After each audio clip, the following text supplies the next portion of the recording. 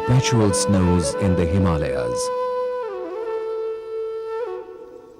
North European weather in Kashmir, tropical heat in the southern tip, hot desert in Rajasthan, a 2,000-mile long coastline, basalt ridges in the peninsula, dense tropical forests in laterite soil along the western scarp, the great Gangetic river system in a wide and fertile alluvial basin, and swamps of Kutch and Orissa. All this completes the picture of our subcontinent. To a careful observer, India offers a remarkable mosaic of ecological patterns and resources. Cultural differences, too, are as wide as the geographical diversity prevalent in the country. These cultures have exploited the ecology in their own different ways. A study of all these changes is what we term as the ecological history of India.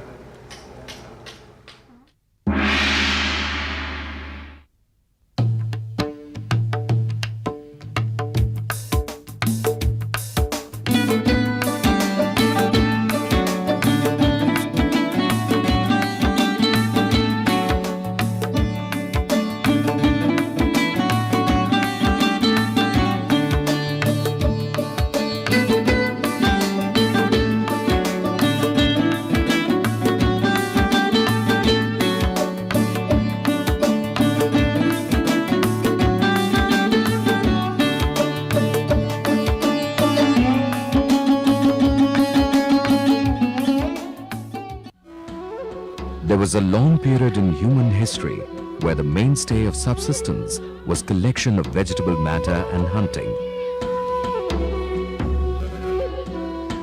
Small communities existed as nomadic bands and tribal groups. Humans were merely a part of a community existing along with the elements of the environment.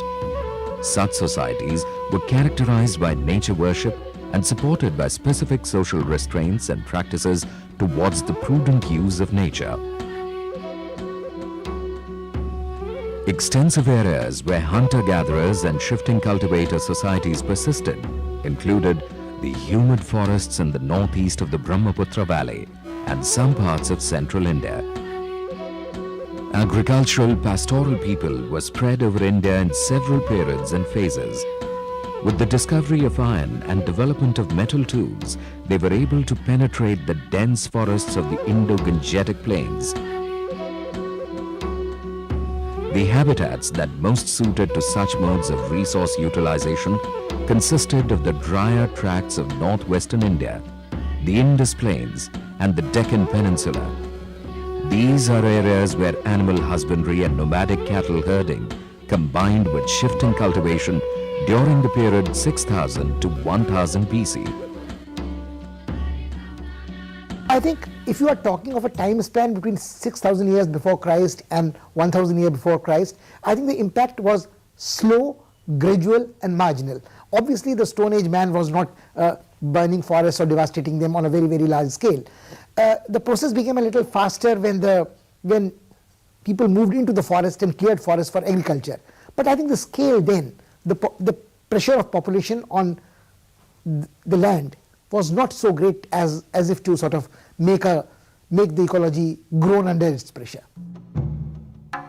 The first urban civilization of the Indian subcontinent was spread over a wide region of the northwest of India. The reason for the spread along the river Indus is linked to the necessity of water and food. Agriculture became possible in the alluvial desert without the clearing of heavy forest. Fire and stone tools would suffice. The harrow was widely used with the wooden plough. Flood irrigation was used for the construction of dams to increase the area under silting. The agrarian surplus generated remained steady and allowed the establishment of urban centers. In due course, rivers shifted their routes on account of geological changes associated with the rising of the Himalayan mountain ranges. The system of irrigation fell into disrepair, and that spelt the end of the Indus Valley civilization. The scholars are not really unanimous about what caused the end of the civilization. Maybe it was the river changing course, maybe it was an earthquake, maybe it was a devastating flood. And then when the Aryans came and they moved steadily from west to east, they obviously cleared the forest. And this process was slow. So I don't think that it disturbed the ecology. It must have had an impact on the ecology, but it definitely did not have a traumatic impact on ecology. The forest, which was the resource base of food gatherers, was now destroyed in order to free land for agriculture and animal husbandry. The belief system of food gatherers, which attributed supernatural powers to trees, groves, streams, ponds, rocks, etc., was replaced with more abstract forces of nature, which are earth, fire, water, wind, and sky. Now the colonizers invoked assistance from these forces in order to destroy the forests. The main ritual became the worship of fire, the yajna, a ritual that necessitated the use of large amounts of wood and animal fat. The burning of the Khandava forest aptly illustrates this belief system. A new belief system echoing the need for conservation appealed more strongly to the agricultural pastoral sections of the population. The votaries of the Yajna system, the Brahmins, opposed it.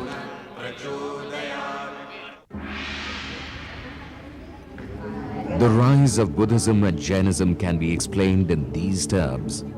Both religions stood against the hegemony of the Brahmin and the wasteful burning of large amounts of clarified butter, wood, and also slaughter of animals in sacrificial rituals. As the availability of resources for colonization reduced, Buddhism and Jainism advocated conservation and judicious resource management.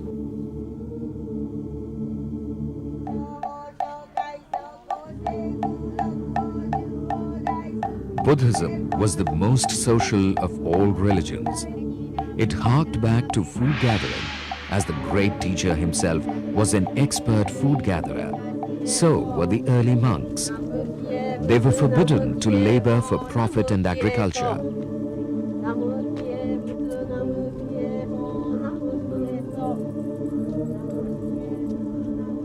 Buddhism and Jainism were not so much a response to my mind as to ecological threat which mankind on the subcontinent faced, but because of expensive ritual which the Brahmins had imposed on the rest of the people, because of the stratification of society in caste system, because of the rigidity of the caste system, and obviously there was some resentment against violence against animals, large-scale slaughter for the yajnas and so on.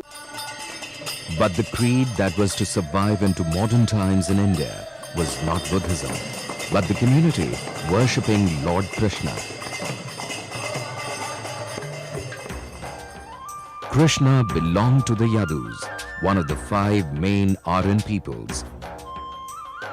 He protected the cattle of the Yadu against Indra and never invoked a fire sacrifice where animals were offered up.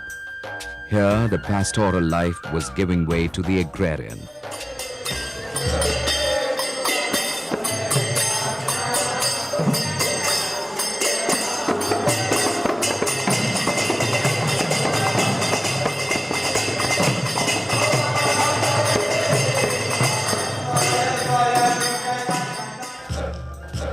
In the constant competition for control over resources between food gatherers and food producers, the latter most certainly won and grew in terms of numbers and area. The ruling classes subsumed the food gatherers among their own structures and kept them at the lowest position and assigned them the lowliest of tasks. This process of assimilation carried on. If we look from the historical perspective, in earlier time, say historical time, there has been a good balance between man and environment. And if in some situation it was not so, it did not affect the man or the environment as to that degree that it could affect or cause pollution. For example, the density of population was very low, the pollution in water was very low. So even if at some point or some places there was some kind of pollution, it was automatically taken care of by the natural processes. But today it is not possible because we are using the resources to a great extent and more than what is required. Brahmins played an important role in the expansion of cultivation eastwards. They began to advance into the dense forest in small bands with their own cattle. Their harmlessness was obvious, and they easily mingled with the food-gathering tribals living in the forests. They carried out the earliest probes in the process of extension of boundaries of cultivated area and chiefdoms.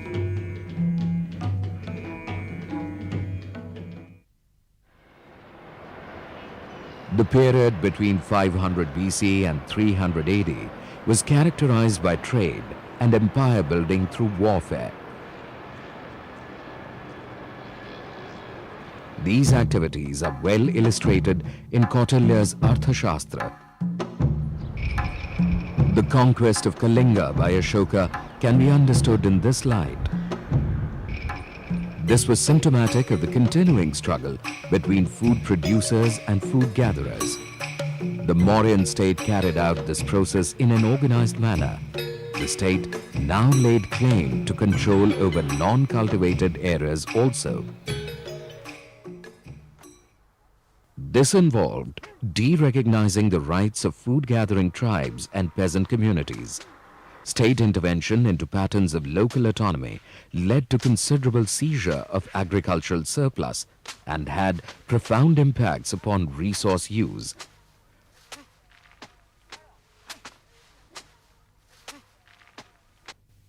Ashoka, following his conversion to Buddhism, undertook the best-known state-sponsored conservation effort. One of his post-Kalinga edicts states that medical attention should be made available to both man and animal. The medicinal herbs, fruit trees, the roots and tubers are to be transplanted in those places where they are not presently available. Wells should be dug and shadowy trees should be planted by the roadside for enjoyment by both man and animal. The Gupta, the post-Gupta and the pre-Muslim period in Indian history from the 4th to the 10th centuries was a period of low urbanization, low trade and many small kingdoms.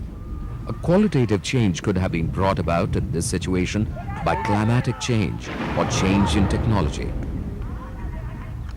There is no definite evidence of climatic change. However, there is evidence of technological change and great improvements in mode of transport and communications.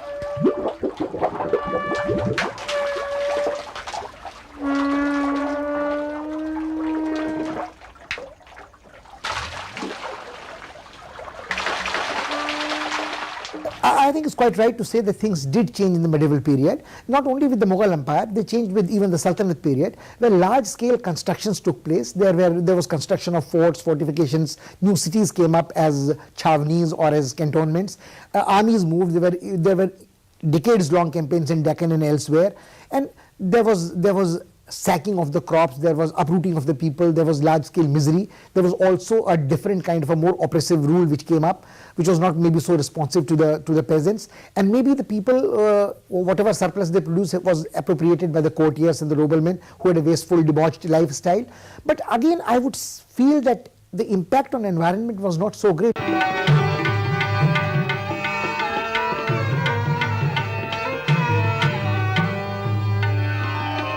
In Mughal India, the state claimed only the surplus from a grain production. The peasants could not be dispossessed of their lands, and the state had no direct claims over lands except hunting preserves. All over Mughal India, the control and management of local resources did vest in local communities who practiced ways to ensure conservation. The demand for timber by the state was not very great.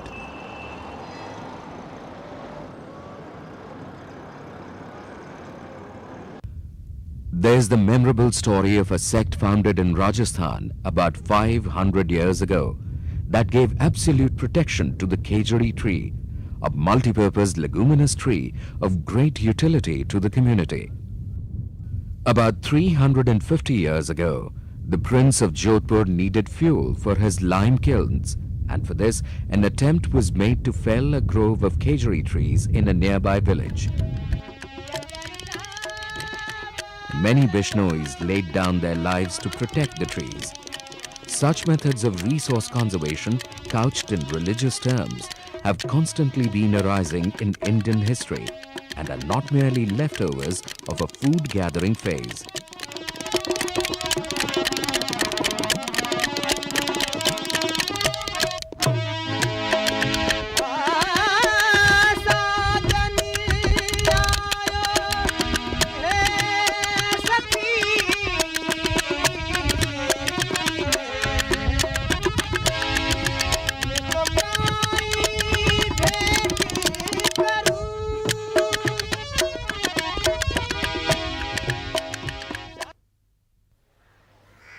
Pre-colonial system was characterized by grave iniquities, and the cornerstone of all this was the caste system.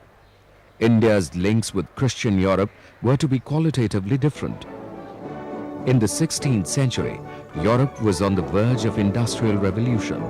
Wood, earlier used for shelter and fuel, could now be consumed as paper and fuel for long-distance transport users with limitless demands. India became the source of supply of shipbuilding timber that was becoming scarce in England. The emphasis was on agrarian expansion, and this involved destruction of forests.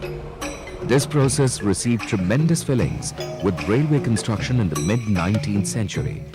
Trees were cut for railway sleepers and fuel for operation of the railways. Railway requirements were the most significant force in the thinning of the Indian forests. Sal, teak and deodar forests were brought under the axe. However, many believe that the impact was lesser than what it is today. In British times, the revenue requirements of the state necessitated investments in water-intensive agriculture as well. This was in order to increase agricultural production and thereby the surplus. The construction of the Kosi barrage was just such an attempt to harness the mighty Kosi without adequate attention to the human and environmental costs. The results of such misadventures are annual floods, unproductive land, unemployment, and massive migration from Bihar to places like Delhi and Punjab. Forest legislation in the 19th century provided the prototype for an annexationist colonial attitude towards natural resources in India. New laws destroyed all customary rights of communities. The two world wars put extreme stress on Indian forests to meet the exigencies of the war situation. From 1878 up to 1947, colonial forest policy showed remarkable continuity. A major transformation in land use was the advent of plantation crops such as tea, coffee and rubber. Forest land was sold to European planters at very low prices. Along with the denial of rights to local communities dependent on the forest, the plantations brought about intensification of forest destruction as they demanded timber for packaging and wood fuel. The colonial administrators viewed shifting cultivation or jhum as a destructive approach to the forests. Often they were at loggerheads with jhum cultivators as it was carried out in areas which were suited for commercially valuable trees. Settled cultivators too were affected by state rules pertaining to grazing rights and rights to free fuel and timber.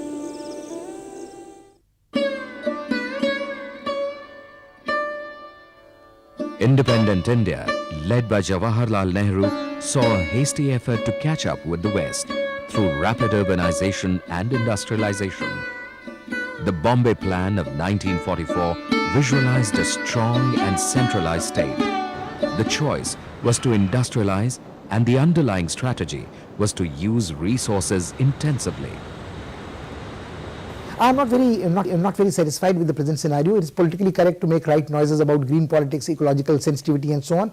At the same set of Indians gets excited about a grandiose plan, quixotic like the river linking plan. I mean, I think despite great protest and against substantial scientific evidence, the Tehri Dam continues to be built. The Narmada Dam did submerge and uproot and dislocated a lot of people. People have forgotten about the Silent Valley project, but I suppose a reasonable chunk of pristine forest there in Kerala has been disturbed. And this keeps happening. This keeps happening, and we don't worry about the social costs, we don't worry about the economic costs, and we don't worry about the ecological cost of so-called grand national, very ambitious programs. The role of the forest departments in the post-colonial period matched closely that of the colonial forest administration. The stress continued to be on revenue-earning commercial species which denied the rights of forest-dependent communities. This has led to movements by rural communities to re-establish the rights to manage and preserve their resource base. Well, the government of India has become very sensitive in last few decades about the man-environment relationship, man-forest relationship, and they are actively engaged in different programs. However, they are immensely helped by the NGOs who are bringing forth the issues, challenges, difficulties and the lacunas which is always keeping the government on toes. So they are complementing each other to see that the man-forest relationship is maintained. The Sardar Sarovar project has become the symbol of all those struggling to prevent the sacrifice of the habitat of millions of tribal and peasant communities. Rehabilitation and resettlement have received inadequate attention in such mega projects, leading to the growth of such ecological refugees. There are NGOs which are very active in advocacy. It is very fashionable to say that we are all very green, but how many people, despite the ban in the capital, have stopped using polythene? How many people don't discard polythene on the roadside where it can't be recycled? How many of us are worried about pollution unless it is legally imposed on us, like the CNG instance in India? How many of us are worried about particulate matter in our atmosphere? How many of us are worried about arsenic poisoning underground water in Kerala or West Bengal? How many of us are worried about Pepsi and Coca-Cola not being socially responsible about their waste disposal? The ecological history of India is a story of prudence and profligacy, of sustainable and exhaustive resource use. In our own times, acute resource shortages have given rise to social conflicts, and these have significant consequences that reflect in the life of the people and the health of their land.